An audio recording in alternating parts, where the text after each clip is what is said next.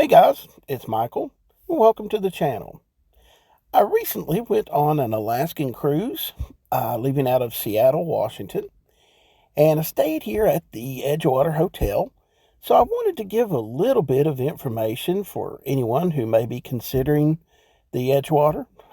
Just to let you know what my experience was real quick. The reason I chose the Edgewater is that if you'll notice, it's right next door to the Norwegian cruise port. This was the cruise port that the Norwegian Encore was leaving from. And it's literally right next door. You can actually roll your luggage right across there's a little bridge there. Uh, well, it's a little sidewalk actually, but you're right next door to it. So you couldn't be any closer, literally 2 to 3 minutes. Here's actually a shot where I'm on the Norwegian Encore, and from the observation deck, I'm looking over at the Edgewater Hotel. The Edgewater, let me first say, the staff was amazing. They were very friendly, very helpful, very welcoming, and the hotel itself is beautiful. I stayed here twice actually. I stayed the night before my cruise, and then I stayed again the night after the cruise. And let me go ahead and mention this before I forget it. When I came back from the cruise, uh, it was very early. We got off the ship. I got off the ship about 10 o'clock or so in the morning, way before check-in time. And so I, of course, rolled my luggage over, and the the staff there was like, well, let's see if we can't get you in. But at the very least, we can stow your luggage for you. And, you can do whatever. If you want to hang out, you're welcome. Or if you want to, go out and about, that's fine too. They were able to go ahead and get me checked in at 10 o'clock in the morning. So, which I really appreciated. So kudos and a big thank you to the staff of the Edgewater for that. Now, the Edgewater, it's been there for a very long time. There's a lot of history there.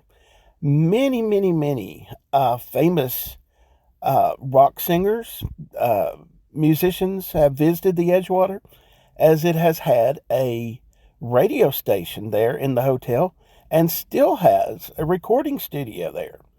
I'll try to get a picture there, but it's kind of edged in glass. It wasn't open while I was there. And then, like in the gift shop, they've got like a little turntable that plays vinyl. It's kind of neat. They have vinyl for sale there as well. Anyway, now walking in, of course, you'll see the lobby. Again, a very warm environment, just cozy, if you will. I've heard that it rains a lot in Seattle. Didn't. There was one day it was kind of gloomy a little bit, but it was beautiful the other day. So, but again, the lobby. They also have a very nice dining room and bar. The dining room is the different kinds of food. To me, it was a little pricey. If you're going to eat dinner for two people, you're probably looking at about $100. There's probably not going to be a big way around that. Now, what I did do, I was El Cheapo one night and just got the clam chowder and bread. It was, I don't know, $15, wasn't much. And it was really, really good. Another night, the second time I was there, I went a little bit early. I think it was actually happy hour. And they had like a happy hour menu. And got these little sliders. They were, I can't remember exactly the price, but not very expensive. And then the French fries were the truffle fries. They have like cheese on them. Very good, very good. I also did breakfast one morning. I think I did eggs Benedict. I believe that's what that is. And not bad, not bad. So, you don't have to spend a fortune. Now, the room itself, both times, the room was very nice, very nice. The bed was very comfortable, and there is a view. It doesn't matter where you stay in this hotel. Of course, it's built out on the pier, as you can see. But there's a view from. It doesn't matter where you stay. You don't have to. You don't have to go all out on your pricing. One side faces the city, the other side faces the water, of course. But either way, you're going to be happy. I was. And let's see. Now, the room itself, it does have a gas fireplace. When I came back from the cruise, it was a little chilly that day and a little bit gloomy outside, kind of, and kind of cool. So I actually fired up the gas fireplace. Very cozy, very nice. That was the second time I stayed. The room itself, again, the bathroom, beautiful bathroom. Everything you need is there. All the heavy shampoo, all the little things that you'll need. And then as far as the room itself, of course, you have a TV. It had plenty of USB ports. The lamps had USB ports. The clock there. Everything that you need, really. And the hotel itself now, walking around the hotel, uh, some may say it's a little creepy. I wouldn't say creepy at all. It was just, it was very pretty. But like I say, it's been there a long time. Now, like when you get off the elevator, there, the elevator area actually on the floor that I was on, well, any floor, they got this big mirror when you step off the elevator and these two huge lamps. I'm like, wow, those things are bigger than me. Uh, but just some, shots around the hotel. It may be a little bit pricey for some people. It's a little more than what I was looking for, but I've got a couple tips to help you out with that in just a minute, and I've got a few more other tips that'll help you whether you stay here or not. What I did was I booked it because I knew that's where I was going to stay, and the reason I did that, of course, was because it's right next door to the pier. Now, for me, if you take into consideration, if you're flying in, you're going to have, taxi costs or Uber, Lyft, whatever you choose. And it was a little bit more in Seattle for Lyft than I was used to paying, but I'm going to give you some tips on that too. Now, so if you take that into consideration, uh, I figured, the price wasn't that bad because I wasn't going to have to Uber back and forth and all that. So I just went with it. What I did, I booked it on booking.com. And then when it came closer to my cruise, this was, I would say, within less than 30 days. It was maybe 2 to 3 weeks. I went back to check, and the price for the room, both rooms, had dropped by about $100.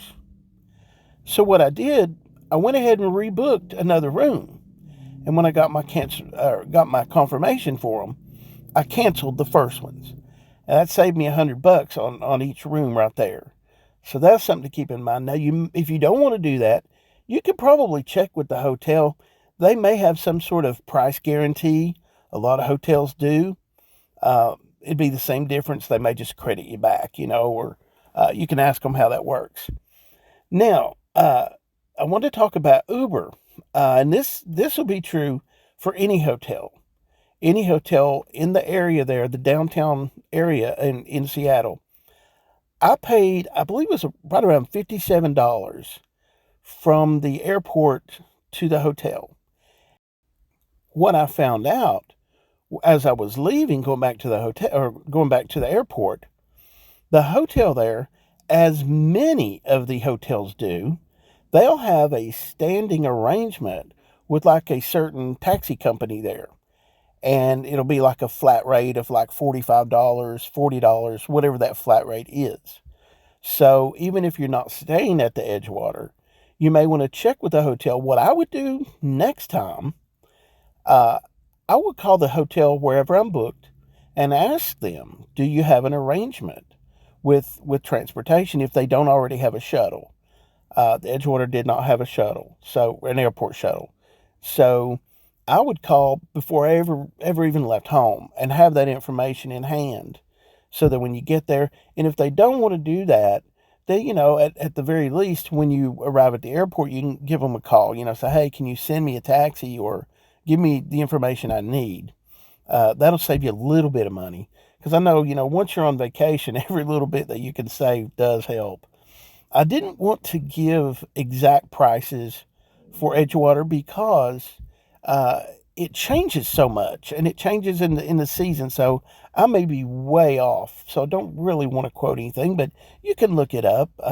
It's not hard to find. But in the end, the hotel, again, was very beautiful, very accommodating, and yeah, I would stay there again, absolutely. Okay, guys, again, my name is Michael. I hope this little bit of information has helped. If you have not subscribed to the channel, please feel free to subscribe. We'd love to have you as part of our cruise family. All right, that's going to wrap it up. Thank you so much for watching, and I will see you next time.